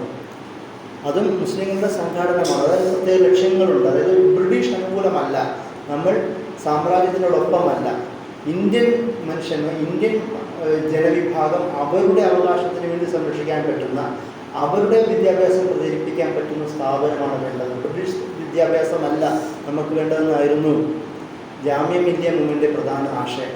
അവിടെ ആ സംഘടന നോക്കുക, അതിൻ്റെ ഇന്നത്തെ എഫക്റ്റ് എന്താണെന്ന് അറിയാമോ? ഇന്നത്തെ എഫക്റ്റ്, ഇന്ന് ജാമിയ മില്ലിയ എന്ന് പറയുന്നത് പക്ക പ്രോ റെജീം, ഭരണകൂടാനുകൂല സ്ഥാപനമായി മാറുകയും പ്രോ ബ്രിട്ടീഷാണ് അലിഗഡ് ഭരണകൂട വിരുദ്ധമായ സ്ഥാപനമായി മാറുകയും ചെയ്തിരുന്നതാണ് ഇന്നത്തെ അവസ്ഥ. ഏത് പേരിലാണോ രണ്ട് സ്ഥാപനം ഉണ്ടാക്കിയത് നേരെ ഓപ്പോസിറ്റായ അവസ്ഥയിലേക്ക് മാറുന്നു. കാരണം ആ രണ്ട് സ്ഥാപനങ്ങളുടെയും സംഘാടനത്തിൽ വന്ന പിഴവുകളാണ്. അത് ലോറൻസ് ബോട്ടിയർ എന്ന് പറയുന്ന ഒരു സ്ത്രീ ബെറ്റ്വീൻ കമ്മ്യൂണിറ്റി ആൻഡ് നാഷൻ എന്ന് പറയുന്ന ഒരു ബുക്ക് പബ്ലിഷ് ചെയ്തു. അതിൽ ജാമിയ മില്ലിയനെയും അലിഗഡിനെയും കുറിച്ചിട്ട് അവരുടെ ചരിത്രത്തെ പറഞ്ഞുകൊണ്ടുള്ള പഠനമാണ്. മുസ്ലിം കമ്മ്യൂണിറ്റിയുടെ സംഘാടനത്തിൽ നേതൃത്വം കൊടുത്ത രണ്ട് സ്ഥാപനങ്ങളാണ്, ഒന്ന് ജാമിയ മില്ലിയയും മറ്റൊന്ന് അലിഗഡ്. പക്ഷേ എന്തിൻ്റെ പേരിലാണ് ഇത് രണ്ടും ഉണ്ടായത്? അതിന് നേരെ ഓപ്പോസിറ്റ് ദിശയിലേക്കാണ് ഇപ്പോൾ രണ്ട് സ്ഥാപനങ്ങളും പോകുന്നത്. പക്ക നാഷണലായ, ആൻറ്റി ഇമ്പീരിയലിസ്റ്റായ, ആൻറ്റി കൊളോണിയലായ, അധികാരത്തിൽ നിന്ന് വിരുദ്ധമായി ചിന്തിക്കുന്ന ജാമിയ മില്ലിയ എന്ന് പറയുന്ന സ്ഥാപനം ഇപ്പോൾ ഏത് ഭരണകൂടമാണോ ആ ഭരണകൂടത്തിൻ്റെ അടിമത്തത്തിലേക്ക് പോകുന്ന അവസ്ഥയാണ്. അപ്പം ഞാനവിടെ പഠിച്ച ആളാണ്, എനിക്കറിയാം ജാമിയ മില്ലിയയിൽ ഇപ്പോഴത്തെ ഒരു അവസ്ഥ. ഏത് ഭരണകൂടത്തിൻ്റെ അടിമയായി മാറുന്ന ഒരു സ്ഥാപനം. എന്നാൽ അലിഗഡോ, പ്രോ ബ്രിട്ടീഷായിരുന്ന അലിഗഡ് ഭരണകൂട വിരുദ്ധ വികാരത്തിന് ശക്തമായ കേന്ദ്രമായി നമുക്ക് അലിഗഡിലും കാണാം. അതിന് ജമാഅത്ത് ഇസ്ലാമിയുടെ സ്വാധീനത്തെയും സിമീൻ്റെ സ്വാധീനത്തെയും ഒക്കെ ലോറൻസ് ബോട്ടിയർ ആ കിതാബിൽ പരാമർശിക്കുന്നുണ്ട്. എങ്ങനെയാണ് ഭരണകൂട വിരുദ്ധമായി അലിഗഡ് മാറിയത് എന്ന് അവർ വിശദീകരിക്കുന്നതിൽ സംഘടനയെ ചർച്ച ചെയ്യുന്നത് നമുക്ക് കാണാം. അപ്പോൾ അങ്ങനെ മുസ്ലിങ്ങളുടെ ഒരു സംഘാടനത്തിന് സംഘടിത ശക്തികൾ പല രീതികളാണ് സ്വാധീനം ചെലുത്തിയിട്ടുള്ളത്. അതിനുശേഷം നമുക്കറിയാം മുസ്ലിം ലീഗ് രൂപപ്പെടുന്നു. മുസ്ലിം ലീഗിൻ്റെ ചിന്തയുടെ ഫലമായി പിന്നീട് ഒരു ദേശത്തിൻ്റെ ചർച്ചയിലേക്ക് വരികയും ഇന്ത്യൻ സബ് കോണ്ടിനെൻ്റ് വിഭജിക്കപ്പെടുകയും ചെയ്യുന്നു. മുസ്ലിം ലീഗ് കാരണമാണെന്നതല്ല ഞാൻ പറഞ്ഞത്, മുസ്ലിങ്ങളുടെ സ്വയം നിർണായകാവകാശത്തെക്കുറിച്ചിട്ടാണ് മുസ്ലിം ലീഗ് പറഞ്ഞതെങ്കിലും പിന്നീട് അത് പാകിസ്ഥാൻ രൂപീകരണത്തിൽ ലീഗിൻ്റെ പ്രധാന ഒരു കൈ അവിടെ നമുക്ക് കാണാം. അതിൻ്റെ ഇടയിൽ അഹ്ലെ ഹദീസിൻ്റെ ഒരു സാന്നിധ്യമുണ്ട്. എല്ലാ സംഘടനകൾക്കും പ്രധാനമായും രാഷ്ട്രീയ സാമൂഹികമായ ലക്ഷ്യങ്ങളാണ് ഉണ്ടായിരുന്നെങ്കിൽ അഹ്ലെ ഹദീസ്, അതായത് സലഫി മൂവ്മെൻറ്റ് നോർത്ത് ഇന്ത്യൻ ഭാഗങ്ങളിൽ അഖീദയുടെ സംരക്ഷണം ഉറപ്പുവരുത്തുക എന്ന പേരിലായിരുന്നു അവർ രൂപപ്പെട്ടത്. ഇതിൽ രസമെന്ന് പറയുന്നത് ഈ കേരളത്തിലുള്ള സലഫി പ്രസ്ഥാനത്തിൻ്റെ വരവാണ്. കേരളത്തിൽ വന്ന സലഫി പ്രസ്ഥാനത്ത് അതിന് സലഫിയ തൻവീരിയ എന്ന് പറയുന്ന ഒരു ചിന്തയുടെ ഭാഗമായിട്ടാണ്. അതായത് ഈജിപ്ഷ്യൻ സലഫിസം എന്നാണ് പറയുക. ബാക്കിയുള്ള സലഫി ഗ്രൂപ്പുകളിൽ നിന്ന് ഈജിപ്ഷ്യൻ സലഫിസം വേർതിരിയാനുള്ള പ്രധാനപ്പെട്ട കാരണം വിദ്യാഭ്യാസം, സ്ത്രീകളുടെ അവകാശ മുന്നേറ്റം, ഇങ്ങനെയുള്ള കാര്യങ്ങൾ കൂടുതൽ പ്രാധാന്യം നൽകി. അതുകൊണ്ടാണ് ആദ്യത്തെ അറബിക് കോളേജുകൾ, ഇസ്ലാമിക് കോളേജുകൾ, സ്ത്രീകളുടെ പള്ളി പ്രവേശനം, അങ്ങനെയുള്ള വിഷയങ്ങളിൽ അവരാണ് കൂടുതൽ സംസാരിച്ചത്. ഇന്ന് നമുക്കത് കാണില്ല. ഈജിപ്ഷ്യൻ സലഫിസം എന്നോ അല്ലെങ്കിൽ സലഫിയ തൻവീരിയ എൻലൈറ്റ്മെൻറ്റ് സലഫിസം എന്നൊക്കെയാണ് അതിനെ വിളിക്കുക. ഇത് അക്കീദാപരമായ റിച്വലിസ്റ്റിക്കായ വിശ്വാസികളുടെ സംഘാടനത്തിന് ഇന്ത്യൻ സബ് കോണ്ടിനെന്റിൽ നേതൃത്വം കൊടുക്കുന്നത് സലഫി മൂവ്മെൻറ്റുകളാണ്. ഒരുപക്ഷെ അതിൽ നിന്നുണ്ടായ ബൈപ്രൊഡക്റ്റുകളാണ് ബാക്കിയുള്ള എല്ലാ ജമാഅത്ത് ഇസ്ലാമി അടക്കമുള്ള സംഘടനകളും. റിച്വലിസ്റ്റിക് കാഴ്ചപ്പാടിൽ സലഫി മെത്തേഡാണല്ലോ ജമാഅത്ത് ഇസ്ലാമി സ്വീകരിക്കുന്നത്. അക്കീദാപരമായ കാര്യങ്ങളിലും ഒരു വ്യത്യാസം നമുക്ക് കാണുവാൻ കഴിയില്ല. പക്ഷെ സംഘാടനത്തിന് അപ്രോച്ച് വ്യത്യസ്തമാവുന്നത് മാത്രമേ ഉള്ളൂ. അപ്പോൾ ഞാൻ പറഞ്ഞു വന്നത്, സംഘാടനം എന്നത് വിവിധ ഘട്ടങ്ങളിൽ വിവിധ സംഘടനകളും വ്യക്തികളും നടത്തുകയും അതുവഴി ഇന്ത്യൻ മുസ്ലിങ്ങൾക്ക് വലിയൊരു ശക്തി പകരുകയും ചെയ്തു. ഇന്ന് സലഫി പ്രസ്ഥാനം എത്ര സംഘടനകളായിട്ടാണ് നിലനിൽക്കുന്നത്. എല്ലാവർക്കും അവരുടേതായ പള്ളികളുണ്ട്, അവരുടേതായ പത്രങ്ങളുണ്ട്, അവരുടേതായ സ്കൂളുകളുണ്ട്, അവരുടേതായ മീഡിയയുമുണ്ട്. അതുപോലെ തന്നെ എല്ലാ മുസ്ലിം സംഘടനകളും പ്രത്യേകിച്ച് സൗത്ത് ഇന്ത്യയിൽ ശക്തമാണ്. ഇത് നമ്മൾ പറയും ചിലപ്പോൾ അഭിപ്രായ വ്യത്യാസം ബറക്കത്തായി വരുന്നു എന്ന് പറയുന്നത് പോലെ സൗത്ത് ഇന്ത്യയിലെ പ്രത്യേകിച്ച് മുസ്ലിങ്ങളുടെ അവരുടെ സംഘാടനവും അവരുടെ ശാക്തീകരണവും എംപവർമെൻറ്റും ഈ വിവിധ സംഘടനകളിലൂടെ നിർവഹിക്കപ്പെടുന്നു എന്നത് ഒരു പോസിറ്റീവായ വശമാണ്. ആഭ്യന്തരമായ ഒരുപാട് ഇഖ്തിലാഫ് പ്രശ്നങ്ങളുണ്ടാവുകയും അതിൽ ഭിന്നത കൂടുകയും ചെയ്യുന്നു എന്നതോടൊപ്പം തന്നെ മുസ്ലിങ്ങൾ എന്ന് പറയുന്ന ഒരു പൊതു സമുദായം എന്ന നിലയിൽ അവരുടെ വൈജ്ഞാനിക, സാമ്പത്തിക, സാമൂഹിക വളർച്ചയിൽ ഈ ഒരു സംഘാടനം പ്രധാന പങ്ക് വഹിക്കുകയും ചെയ്യുന്നുണ്ട്. ഞാനിത് അവസാനിപ്പിക്കുകയാണ്. അതായത് മുസ്ലിങ്ങളുടെ ഇന്ത്യൻ സബ് കോണ്ടിനെന്റിൽ സമുദായം എന്ന് പറയുന്ന വളർച്ചയിൽ അത് ചെറിയ ഒരു വിഷയമല്ല. അതിന് ദഅവത്തിന് നല്ല റോളുണ്ട്. അതിൻ്റെ കൂടെ തന്നെ സൈനിക സാന്നിധ്യത്തിനും നല്ല റോളുണ്ട്. വിവിധ മുസ്ലിം ഡൈനാസ്റ്റികളുടെയും സാന്നിധ്യത്തിന് റോളുണ്ട്. ഈ മുസ്ലിം ഡൈനാസ്റ്റികളെങ്ങാനും നിർബന്ധിത മതപരിവർത്തനം അവരുടെ പോളിസിയായി സ്വീകരിച്ചിരുന്നുവെങ്കിൽ എന്തായിരുന്നു അവസ്ഥ? പക്ഷേ അവരുടെ പ്ലാൻ അതായിരുന്നില്ല എന്നതുകൊണ്ടാണ് ഇന്ത്യ ഇന്ന് കാണുന്ന ഇന്ത്യയായി നിലനിന്നത്. കാരണം അവരുടെ ലക്ഷ്യങ്ങൾ ഒരു ജനങ്ങളെ ഇസ്ലാമിലേക്ക് കൊണ്ടുവരിക എന്നതായിരുന്നില്ല.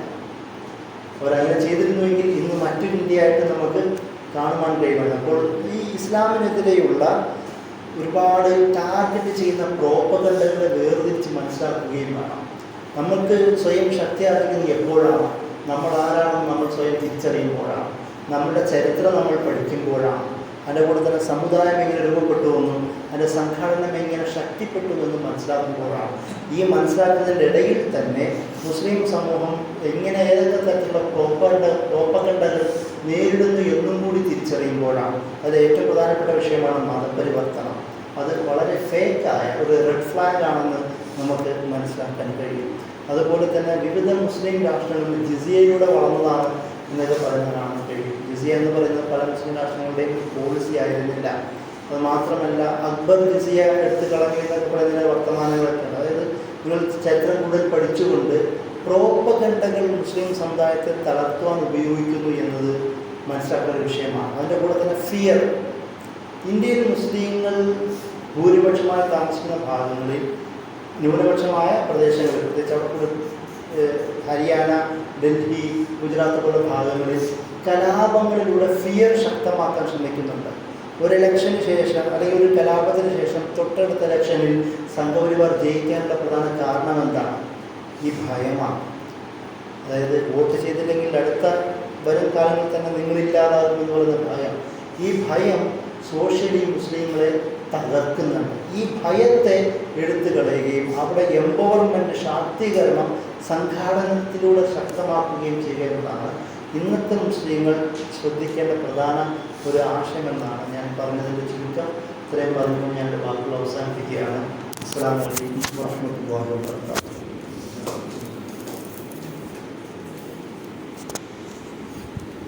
ചോദ്യങ്ങൾ